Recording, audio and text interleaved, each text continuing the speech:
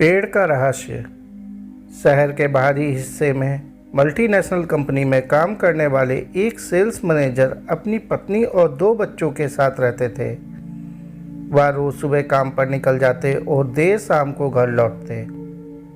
एक बार कुछ चोरों ने मैनेजर के घर में चोरी करने का मन बनाया। चोरी करने के 2-4 दिन पहले से ही वे उनके घर के आसपास चक्कर लगाने लगे और उनकी गतिविधियों पर नज़र रखने लगे। एक दिन चोरों ने एक अजीब सी चीज़ देखी। मैनेजर साहब जब शाम को लौटे तो वह घर में घुसने से पहले बगीचे में लगे आम के पेड़ के पास जाकर खड़े हो गए। उसके बाद उन्होंने अपने बैग में से एक एक करके कुछ निकाला और पेड़ में कहीं डाल दिया। क्योंकि उनकी पीठ चोरों की तरफ थी, इसलिए वे ठीक से देख नहीं पाए कि आखिर मैनेजर ने क्या निकाला और कहाँ डाला।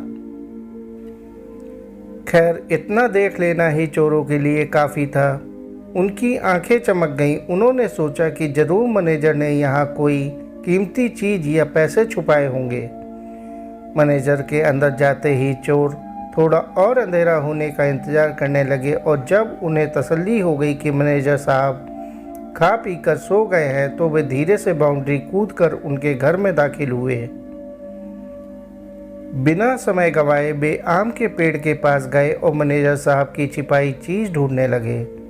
चोर हैरान थे। बहुत खोजने पर भी उन्हें वहाँ कुछ नज़र नहीं आ रहा था। वे समझ नहीं पा रहे थे आखिर मैनेजर ने किस चतुराई से चीज़ें छिपाई हैं कि इतने साथी चोरों के खोजने पर भी वे नहीं मिल रही हैं।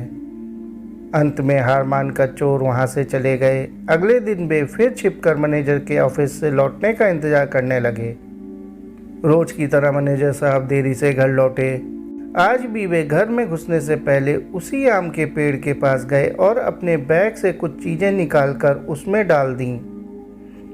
एक बार फिर चोर सबके सो जाने पर पेड़ के पास गए और जी जान से खोजबीन करने लगे, पर आज भी उनके हाथ कुछ नहीं लगा।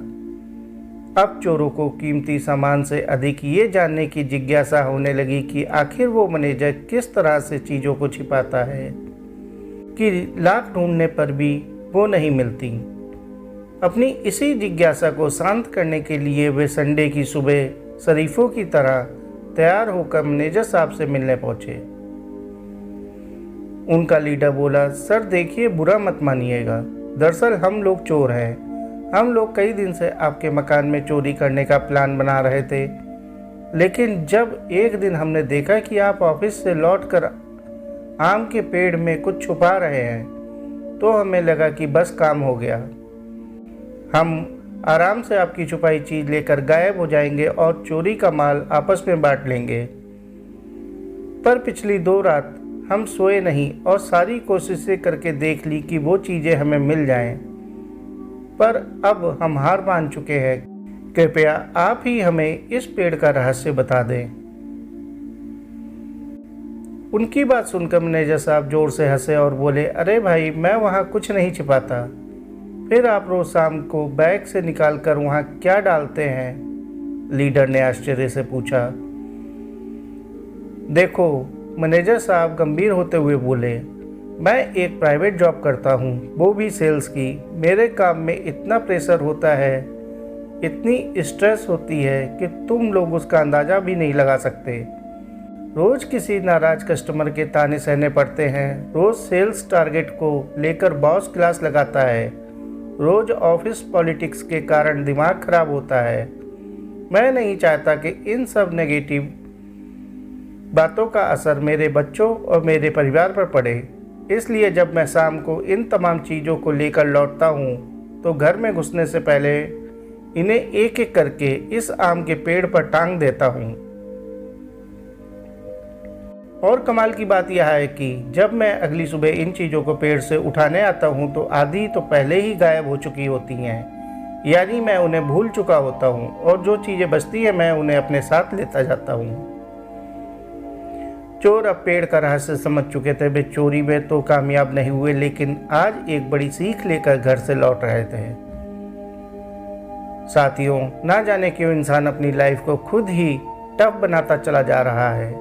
पहले के लोग जहां सुख सुविधाओं के कम होने पर भी खुश रहते थे, टेंशन फ्री रहते थे, आज सब कुछ होने पर भी हम एक स्ट्रेसफुल लाइफ जी रहे हैं। इस कंडीशन को रातों रात बदला तो नहीं जा सकता, पर एक काम तो हम तुरंत कर सकते हैं, वो है अपनी स्ट्रेस का असर अपने परिवार पे न पड़ने देना।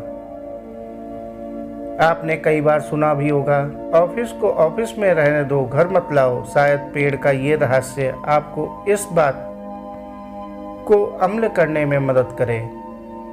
तो चलिए अपने आप से एक वादा करिए कि आज से आप भी बाहर की टेंशन को घर में एंटर नहीं करने देंगे और ना ही उसका असर अपने बिहेवियर पर आने देंगे। आज से आप भी अपनी नेगेटिविटी को घर के बाहर ही टांग कर आएंगे। साथियों, कहानी को आखिर तक सुनने के लिए आपका बहुत बहुत शुक्रिया। कहानी अच्छी लगी हो तो कहानी को लाइक और चैनल को सब्सक्राइब कर लीजिए। धन्यवाद।